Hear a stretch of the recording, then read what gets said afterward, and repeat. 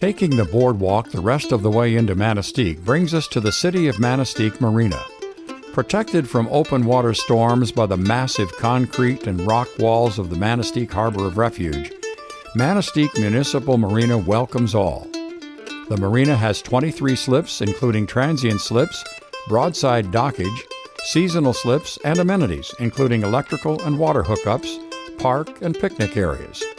It's officially open from Memorial Day weekend through Labor Day weekend and is connected to the nearby downtown Manistique via a walkway and is served by public transportation.